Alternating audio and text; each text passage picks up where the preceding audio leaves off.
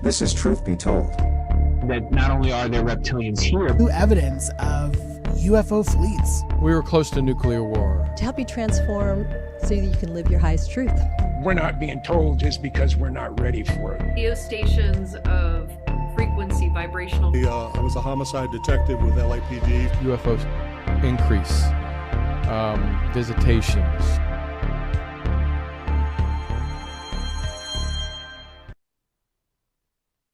We've all heard those 911 calls. Panicked, needing help. And today we're going to speak with Jackson Anhalt about his latest book, From the 911 Files, True Crime Confessions Behind the Phone. Jackson is going to take us behind the scenes of 911 communication centers where real-life emergency calls come in from people in distress. We're going to talk about the actual calls, experience the reactions of first-person responders from murders, suicides. So if you're a fan of a good mystery and just a curiosity of a cat, this is going to be the show for you. I'm Tony Sweet with Truth Be Told. Please welcome to the Truth Be Told studios for the first time, author Jackson Anhalt. Jackson, how you doing? I'm amazing. So happy to be here. I'm glad you're here too. And honestly, I don't think after almost 900 or 1,000 episodes we've ever actually did anything on a 911 true confession. So I'm actually excited that you're here. I'm happy to be the first. Well, and we can't, at a certain age, you can't say that too often. So That's true. Well, first off, we've, like I said, we've all heard this. 911, what's your emergency? I mean, we've heard that many times on, TV shows and movies, and it's, sometimes it can be humorous. Sometimes it's, very dramatic and tragic. And so I'm curious on how you put this together. What made you want to go and put together From the 911 Files? Were you an operator? Yeah, I am a 911 dispatcher. Oh, nice. It just started out as a blog, honestly, that I would just post on my socials. Started around 7-8 years ago. Anytime I was at work and I'd find a funny or sad or otherwise noteworthy call, I'd write it out in kind of a dialogue format. Mm-hmm. I would title it From the 911 Files, and it just got super popular. So, for example, I would post something like, From the 911 Files, dispatch, 911, where's your emergency? Female caller. Out on the main highway. There's a man out here waving around an inappropriate object. Well, dispatch. Well, what's the object? Female caller. A dildo, and for me, I can't believe I just had that call. So, right. And then underneath that, I would post the outcome if I knew it, if there was any more to add, in this case with the dildo, I added that my deputy got on scene and he was, I guess, attempting to flag down the truckers for a good time. And the deputy told him to go find a more conventional means of finding a date. And so that was about it. And it all grew from there. People would always be like, oh my gosh, I love your 911 files. You really need to write this into a book. And I never knew how to do it because it wasn't, it was just a transcript. It wasn't even really a full story or a narrative or a comprehensive thing. It was just a bunch of little silly snippets in my life at work. And then one day at work, it just kind of hit me that there's categories. So I divided the blogs up. I kind of gathered them all together and divided them out and created a narrative within each of the categories. So like kid calls or traffic calls or, and it worked well. Wow. But then I decided it kind of needed something more. And my best friend, Miranda, she also used to be a dispatcher. And she suggested, she goes, what about all the internal drama? And I said, oh gosh, you are so right. So I added a bunch of my coworkers and the internal strife and the happies and the lows and the funnies that happen inside the comm center to really give you an insider look when you read this book. And then from there, it just it took off. It was born and then got picked up by a publishing company. And then nice. Here we are.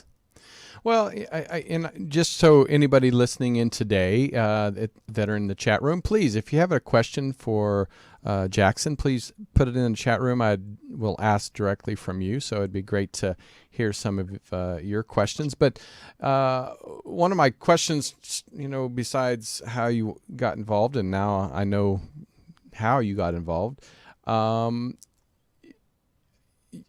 trying to, because we're always curious about when people go on these calls. They're definitely not somebody that you just throw on a call, because you have to know how to handle every situation.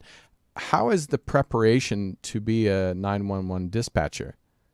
It's a lot of training. The hiring process is very thorough, and we really look for people who have the ability to really think on their toes.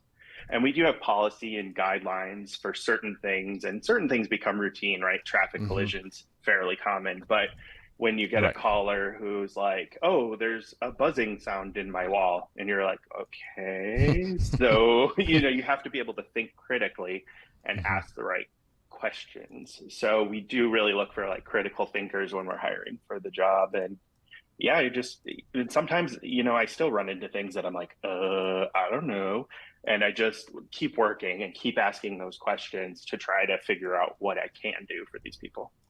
Well, one thing in your title is true crime. And truth be told, we not only do paranormal, we also do a lot of true crime. Where did that kind of bleed, pun intended or not intended, into the book title? Well, honestly, I didn't even get into this line of work because of the true crime aspect, right? I just really cared about my community, and I really wanted to make a difference. And I started out in the healthcare industry and quickly realized that wasn't for me. It was more about get them in, get them paid, get them out. And I just, it wasn't fulfilling. And I really wanted to do something that was a bit more fulfilling. But then when I got into the heat of it, I realized, like, people would start asking me, oh, is it like the TV show? Or, oh, is it like this movie? Or, oh, and so the true crime aspect is definitely there. I mean, I've taken my fair share of murders and suicides and all of these things. So I think that that's where people's interest lies, is in the true crime aspect. And so I really wanted that to be an encompassing piece of it as well, to tell you some stories, because I got some stories. Oh, I'm sure you do. And what is it like? Because even though you're a very important part of, survival of people, and like you said, there some are humorous and some of them are ridiculous. Drunk or high, or I remember seeing one is like, I remember they were high and said, am I still alive? I don't know if I'm still alive, or, you see all these. That's a weird phenomenon, actually. There are a lot of people who think they're dead, and we'll get calls that say, hey, I need an ambulance because I'm dead. And I say, well, you asking me that kind of proves the opposite. Right. Which I guess those type of calls you can hang up. You can't necessarily laugh in their ear. No, not in their ear. We do have the mute button, and it has saved my career on more than one occasion. I'm sure. But you never know when you go on shift. You never know what you're going to get. So how? In one of the questions in the chat room from Cindy said, "What was your most memorable call?" Was that something funny, or is it something that was very traumatic that made an impact on your day and the rest of your life? Absolutely. So when people, as a dispatcher, I get that question a lot, and they're like, what is the most, intense call or most memorable call? And I always just say, pick a category, because I swear, I could go on and on and on about it. But I think after 10 years of this and being a glutton for punishment, I guess, the one that's like the most standout was probably my very first murder. It started out as a suicidal call. The mom or what I thought was a suicidal. Mom calls and she says, "Hey, my son just shot himself in the head." And I'm like, "I know. Oh my gosh, I'm so sorry." Was she that calm? What's your address? No, she was freaking out. I'm being calm because it didn't happen to me. Right. But yes. So she called and she's like, "Oh, my son just shot himself in the head." And okay, well, what's the address? Because that's the most important. I got to know where I'm sending my people. And got that information and getting the ambulance going anyway, just to make sure. And trying to keep her calm. So, okay, well, why don't you step away? And she's like, "Oh, he just jumped out the window." And I'm like, "Oh, wait, did I just hear that right?" And I said, "Okay, ma'am, I thought you said he shot himself in the head." "Well, he did." "Okay, but then you said he jumped out the window?" "Yeah." "Oh, so he's still alive?" "Yeah." Oh my God. Okay. Right. Yeah. I thought I misheard. I thought, yeah. So then it was like, "Okay, well, what's he doing now?" "Well, he's trying to slit his wrist with a knife." And I'm like, "Where's Ashton? Because I'm being punked right now. Like, what is going on with this?" Right. And no, it all turned out to be true. He shot himself in the head, but it was a very small caliber of a weapon. It was a 22. And I didn't know. This is when I learned that they don't often pierce the skull because it is a strong bone. And it rolled along the side of his head and then out the side. And then he literally jumped out the second floor window. His dad was out there wrestling with him, trying to get the knife out of his hands. He had cut his wrists. The deputy got on scene and he got him under control, got the knife away, and the guy just starts screaming, "I had to kill her. I had to kill her. She was a spy. I had to kill her." And You're like, he's like, who? "I don't know what you're talking about." Well, after more officers got on scene, they cleared the house, went up to his bedroom, and he had strangled and killed his girlfriend. Oh my God. They were both high on methamphetamines, and it just was a talk about not knowing what to do. So that one, I think, just like takes the cake. And that was also my first like homicide. So that one, I think, was my most memorable one. How do you handle that? I mean, I guess when you're not face to face, so you're not necessarily seeing the gruesomeness like as the police officers are, or the medics, or whoever is on scene. So you don't really get to see that. You get to hear it. But how do you handle the mental stress of that after the call? Because I mean, do you just go right back to work, or do you have to take a break and Yeah, no, we don't get breaks, and that's kind of the thing, right? So if officers are on a very tough call, or firefighters are on a really tough call, they can just take a break, put the apparatus out of service. There's somebody else to take over for them. We dispatchers don't get that luxury. A lot of times we don't even get breaks. And so we have to go from that call. As soon as that hangs up, I got to be 911. Where's your emergency? Ready for the next thing. I don't have time to sit there and process that whole call through. Emotionally, mentally, etc. So self-care after work is crucial. You have to take care of yourself. My therapist said it best when she said, you have a cup and you have to be able to fill your cup, because if your cup is empty, you can't be any good for anybody else. Right. And I thought that was a really good metaphor. So you have to find what it is for you that fills your cup. Getting out. For me, I like being outdoors and kayaking, hanging out with my dog, taking him to the dog park. It's those things that find me peace. And distancing it is important, remembering this isn't happening to me. So keeping that distant and being able to just shut it off at the end of the day is important. And then lastly, just finding the humor in things. Humor is massively important, and I wanted to bring that forward into this book too. No, yeah, I think that's important too, because 911 calls are not, like you said, it's not always about murders or deaths. So, and I think sometimes it's because McDonald's is out of French fries. Right. Send somebody over so they can arrest these people.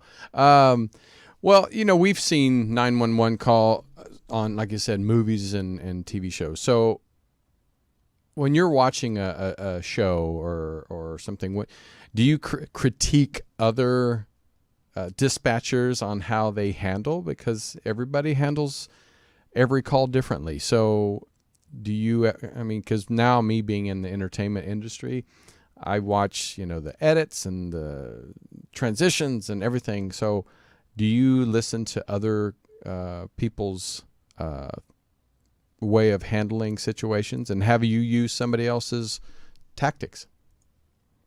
Absolutely. There was, I think, a perfect example of this early on in my career. I never knew how to end a call because, you're dealing with somebody's, worst day of their life, presumably, right? And I'm dealing with that 100 times a day. And it gets repetitive to be like, okay, well, just watch out for the police. And so I never knew how to end the call. And you don't want to say like, okay, well, have a nice day, because, somebody just got shot. And that seems weird to say. So one of my colleagues started saying, have a safe day. And for me, I was like, oh, that's perfect, because how do you argue with that? You have a safe day. Have a safe rest of your day. So yeah, we do take things from other people all the time to the best practices, and definitely don't do what they do poorly, and use that example as, well, I don't want to be like that guy. And so, but when it comes to like the TV shows, I think that's what part of your question was, right? Yes. Well, like the shows that are on, for instance, like let's say 911, that's a very hot show right now. They get some of the feelings of being a dispatcher correct, but I find that's about where it ends. They break a lot of laws, frankly, in that show, and it makes me cringe. Like, for instance, like if I were to do some of the things that they do, it would be me breaking a law in my state.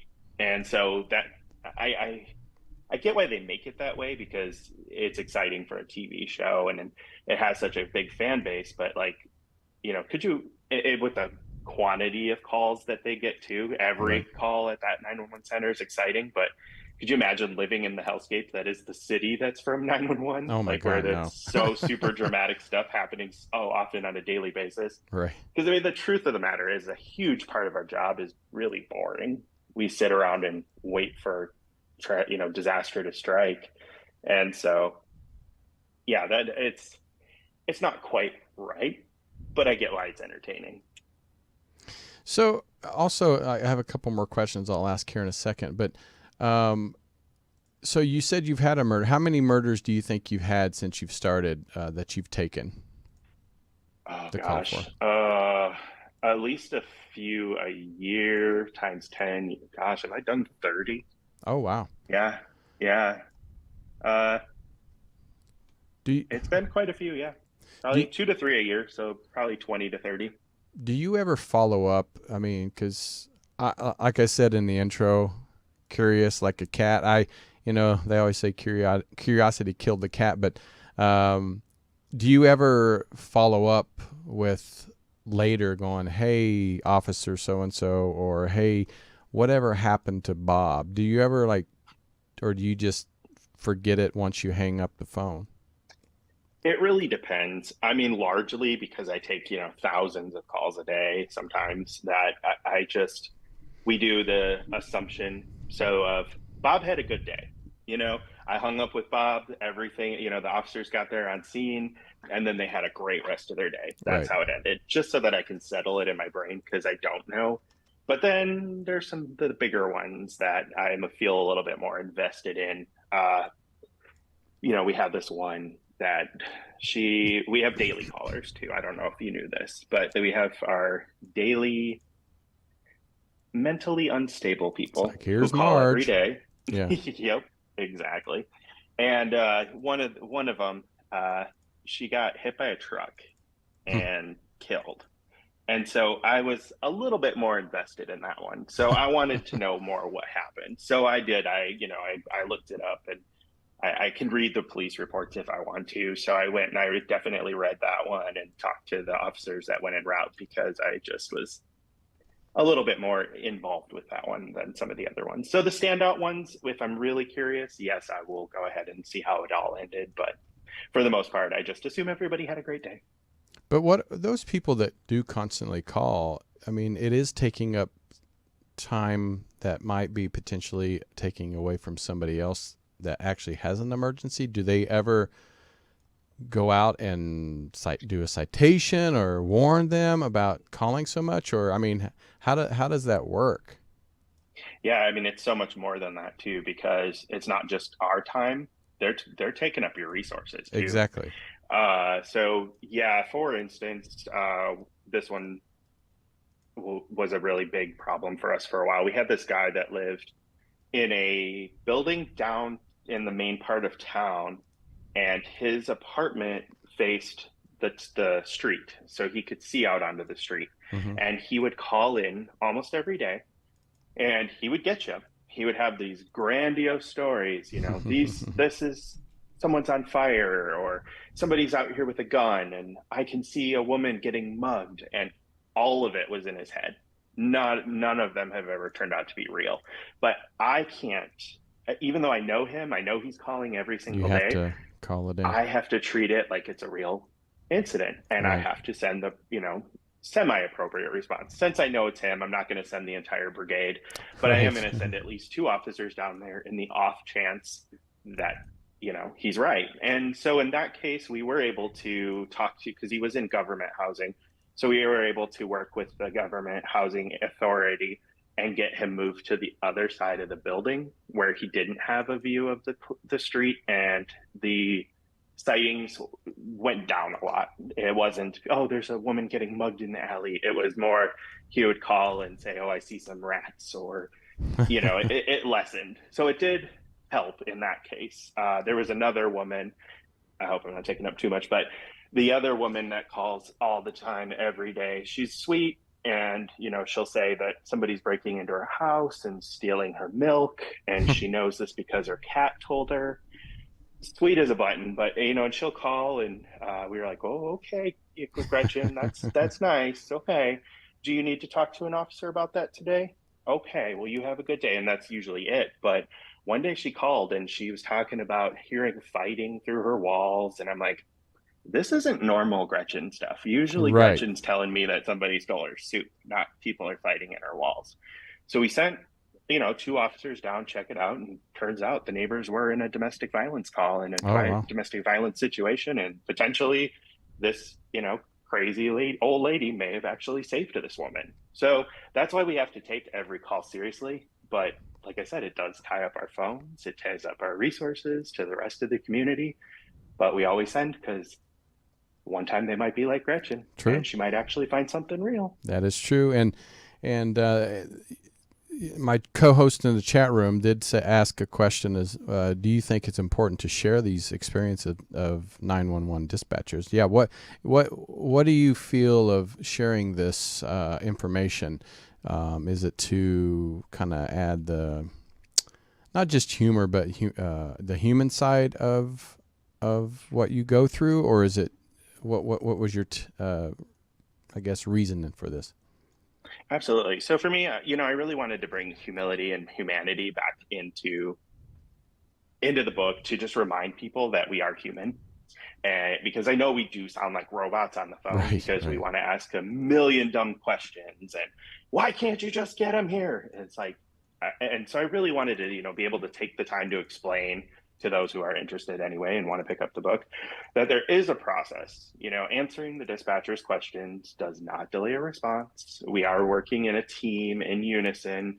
There's a call taker. They're putting into the information into the computer based on the address you give us, which is why getting your address is so important right off the bat, because, we can start sending those officers the second we have your address. Mm-hmm. We'll figure out the rest. And I want to know what I need to send. I don't want to send, a knife into a firefight, so to speak. So I want to be prepared so that my officers or my first responders, my firefighters go with the appropriate things. I don't want to send an ambulance to a house on fire. Right. They're not going to right. be able to do anything about it.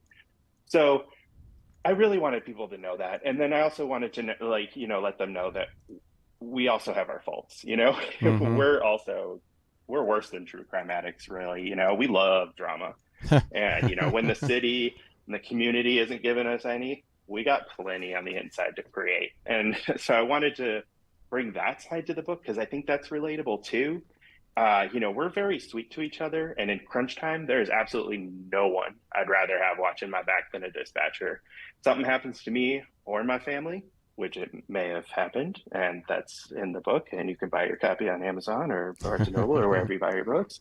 But I know these people have my back. I know they got my kids' back. They would stop the world, for each other. But we're also horrible to each other. And so I Like a really, family. really wanted that dichotomy to be in there. I find it kind of hilarious. I get real, I get raw, and when I was putting this together, I actually had a conversation with my publisher, and we were talking about this one character that I have in my book. And I said, I think I really went hard on this character. And I don't know. She goes, yeah, you did. And I said, all right, I'll go rewriting it. I'll soften it up. I won't be as raw or real with her. She goes, don't you effing touch it. She said, it might be harsh, but it is true. It's authentic. I can sense that reading it, and your readers will too. She's like, your readers are intelligent, and if you're not authentic, they're going to see right through you. And she goes, and if you change it, I'm just going to change it right back anyway. How do you how do you get to share because you don't share the names of the people, but how do you get the right to share the 911 calls? Is that public information that can be used, or how does that work? 100%. Yeah, it's all anything that happens in a 911 comm center is all public. So since it's paid for by our tax dollars, that's all part of the Public Information Act. Anything that I'm telling you about, you could go to my comm center and ask for the police report. You can ask for the 911 calls. You can ask for the radio. It is all publicly available to you.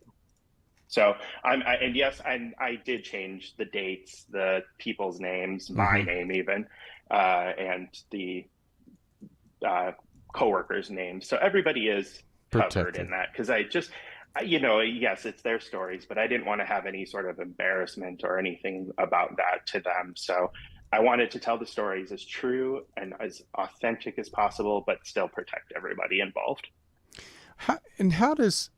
Because I know, when you get arrested, not you, but anybody that has done bad things, get arrested, they get the Miranda rights. And so anything you say will and could be used against you in a court of law. So I would think when someone's calling into 911 is when they're most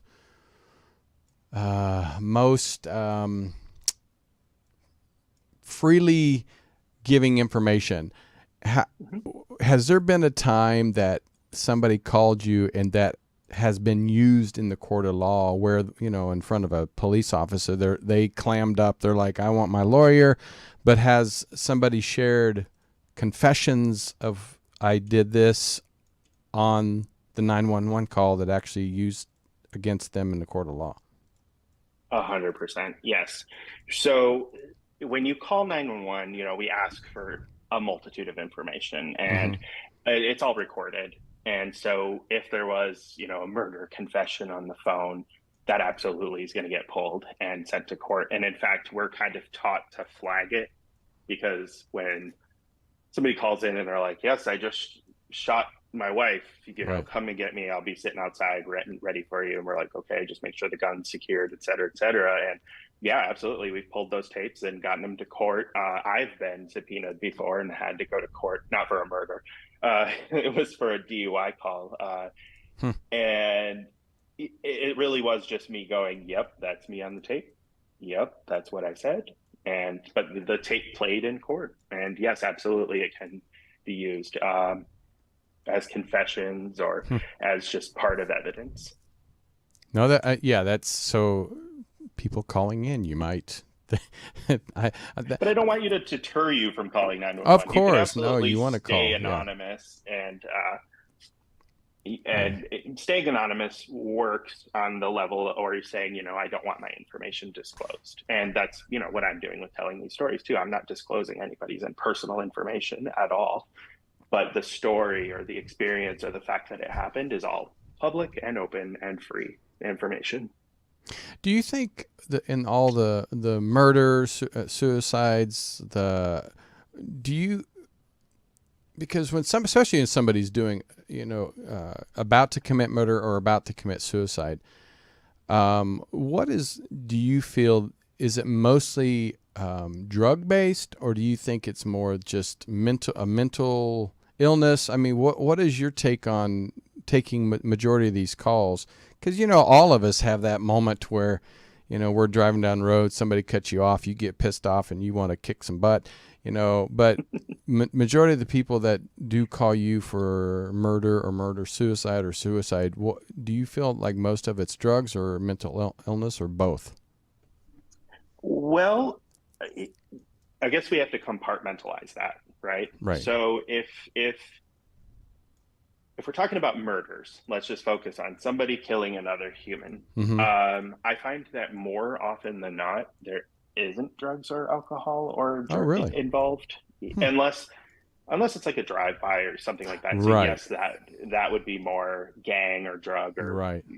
violent crime related. But if it's murder and somebody's calling in about killing somebody else, most of the time it's a crime of passion.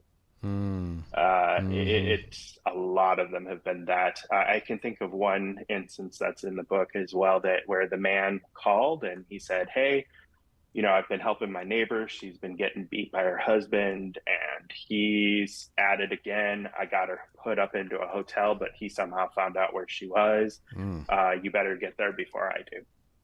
And we put in the call, got the deputies going and everything, and he called back. And he said, "It's too late. I beat you here. I shot him in the head. He's dead in the parking lot. I've got the gun here at the counter. I'll be having a drink, and I'll see you when you get here." Wow. This was the neighbor? Boom. Neighbor. Yep. He said, I don't like baby rapists, and I don't like women beaters. He said that was just plain like that, and that was it. Wow. I mean, now you see the true crime confessions part, right? Was his demeanor? How was his demeanor?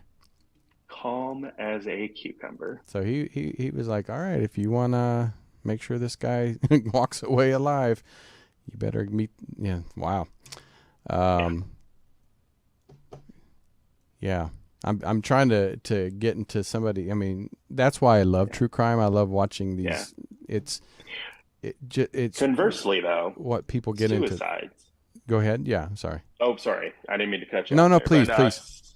Suicides, if you want to talk about that, I'll reverse the question. I'll be the interviewer now. Who do you think commits the most amount of suicides? Who do I think admits? Yeah, well, commits the most amount of suicide. Yeah. Like what age group? Kids, middle age, stressed out? I mean, I think if kids would do it, I don't feel the kids would call as much as the adults would call. Just in general, not even like who calls, but it's the same statistic. Probably 20s. No, it's the elderly. Oh, really? Lonely? The elderly, they get, especially around holidays. People get lonely. Kids haven't visited. They haven't seen their grandkids in years. Yeah. All their friends are dead. Yeah. And those calls are pretty straightforward. They call and they say, "I'm at 123 Main Street. Just come find my body." Click. Wow. Yeah. I had one lady that I talked to for about 30 minutes. I don't think it was about 30 minutes. And she lived pretty far out into the country. And I tried to keep her on the line as much as possible. And she told me her whole story, and she had a note on the door, and she'd done it right about a minute before they got there. Oh my gosh. I hate to say it, but I'm 53. If I get to be 90-some-year-old, not saying I'm not advocating anything, I just wish that sometimes that we did have a light switch that, if we get sick or, we get to a point where our body's worn out, our spirit's worn out, but yeah, I can get into that mindset to where they get to that point. I don't. I want to live. I got a long time to live, but it's I can see, because when my mother, the reason I say that, my mother was still fairly young. She was 79. She was in a nursing home. I live out here. She was in Kansas. My brothers and sisters live out there. My dad lives there. And they put her in the nursing home because they just couldn't take care of her anymore. And when she realized that she would never really go back home, she pretty much gave up and told me, you know, I think I'm ready. And she didn't kill herself, but she willed herself to death. And, you know, just a few weeks later, she passed away. But, you know, I get to that point where, you know, it's, my kids don't come around anymore. I don't, like you said, all my family and siblings are gone. And yeah, it's sad. Yeah, you know, and having talked to, you know, hundreds probably at this point in my career, mm-hmm. I do empathize with it. Yeah. You know, I absolutely understand how they get to that point. And yeah. it is a common thread. And it's just something that you didn't even think about it. You were thinking 20-year-olds are out here killing themselves the most, you know? So it's not at the forethought of our brains. No. And so I wanted that to be. Yeah, that's great. You know, I just wanted that to be known. And we need to be kinder to each other, I think.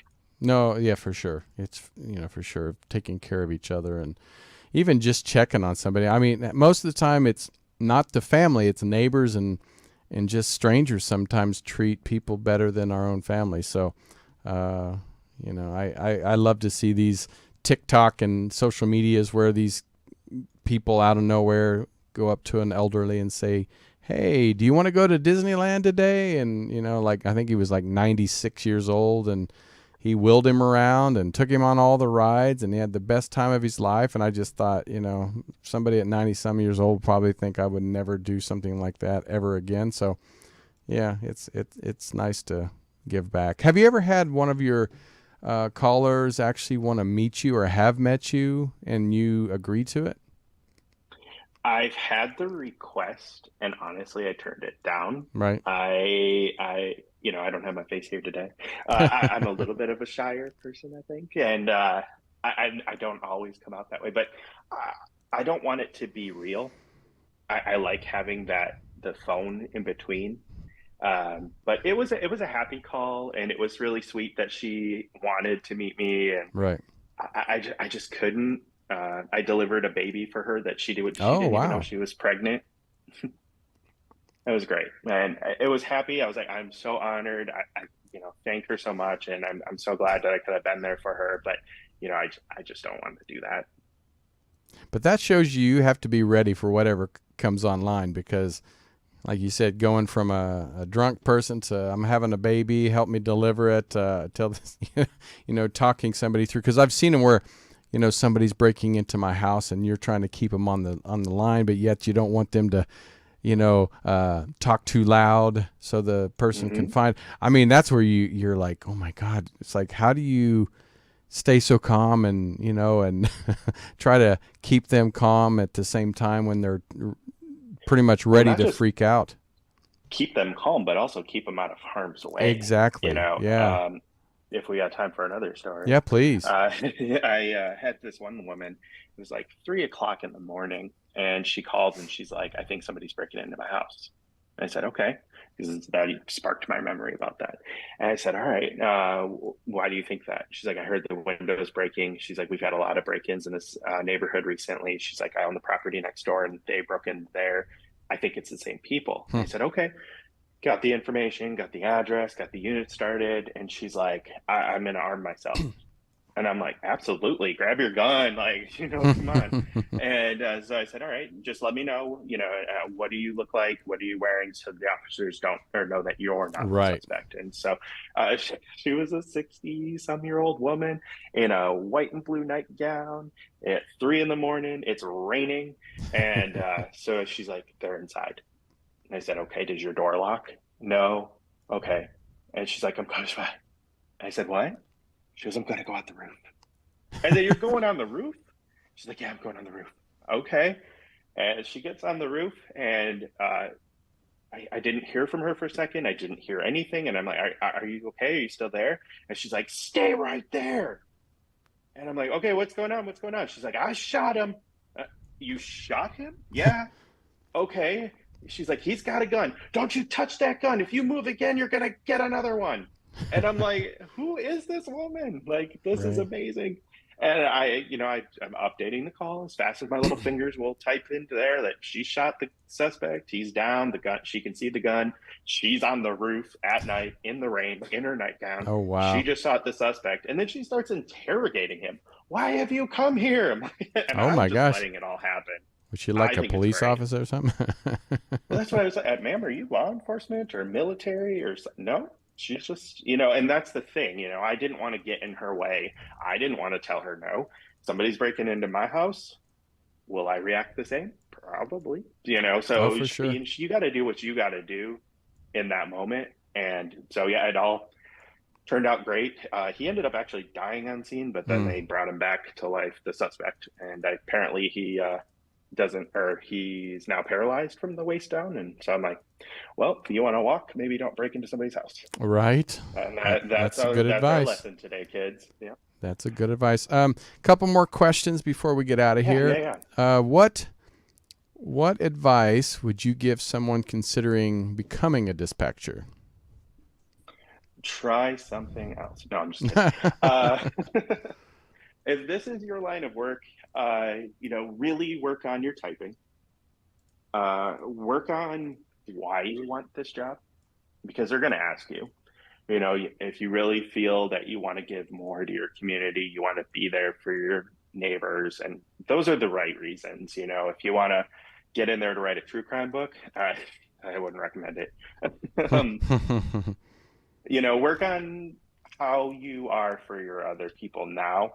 Are you the go-to that people come to when they're in trouble? Because if so, you probably make a fairly good dispatcher, because you got to be people's therapist. Right. You got to be the know-it-all. You got to have the answers for everything. But as far as like physical typing, you got to be able to type fast. You got to be able to read fast. You have to be able to comprehend what you're reading and be able to turn that around.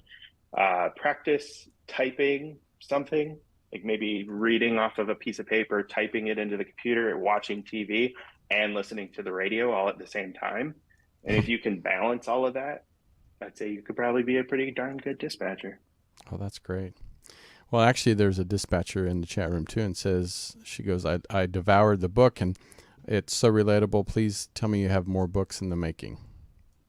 I do. Ooh. Yes. Yes. So from the 911 Files, Part 2 is going to be, hopefully, we're shooting for February. And I hope that my publisher doesn't yell at me for saying that, but that's what we're shooting for. And then we're working on number 3 as well. That's great. 2's about a little more than halfway done, and 3's right behind. So yes, there will be more. Well, and also somebody wants to know if there was a movie or a TV show of this adaptation of your book, who would play you? You really wouldn't need it if you're just a voice. Right? I mean, that's true. You know, I would probably say Craig Robinson. Oh, there you go. You know, I think he's hilarious. Brooklyn Nine-Nine is probably one of the more honest cop shows. I like to think of myself as I don't know, have you ever seen it? Brooklyn Nine-Nine? I honestly have not. I know people are like, what? But no, no. I don't watch a lot of TV. The first few seasons are gold. I think they're pretty great. I like to think of myself as a male Gina. She's like, yeah, I know. The only thing I'm not good at is modesty, because I'm great at it. I love it. Well, Jackson, thank you so much for being here. I had a great time hearing your stories and going through some of the funny ones and some of the tragic ones. But it's great that you put this pen to paper and shared your life with us. And hopefully you'll be back for when number 2 comes out. Absolutely. I'd love to be back. All right. Well, and people can go to Jackson. Is it now, Jackson? I missaid it earlier. Anhalt? So it's Jackson Anhalt. Anhalt's fine. JacksonAnhalt.com. Yeah, the book is on Amazon, Barnes & Noble, Walmart has it, anywhere you buy your books. And Perfect. Digitally everywhere as well. All right. Well, there you go, everybody. Please go pick up the book. And I have to say, I'm excited to have him here, Jackson here, and sharing his stories. And please, if you like this show, please like, share, and leave some amazing comments.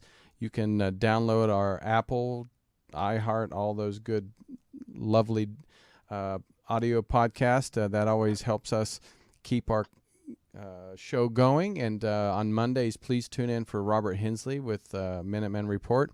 Bonnie Burkert on Wednesdays with Truth Be Told Transformation.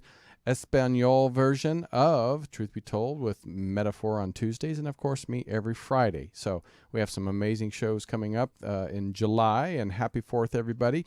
Until next time, I'm Tony Sweet with Truth Be Told. Take care. This has been another episode of Truth Be Told. Thank you so much for watching. Recorded live at UBN Go Studios in Burbank, California. Join us on social media. Facebook, Truth Be Told Radio. Instagram, Truth Be Told Paranormal. Go to Truth Be Told Worldwide for more information on upcoming shows.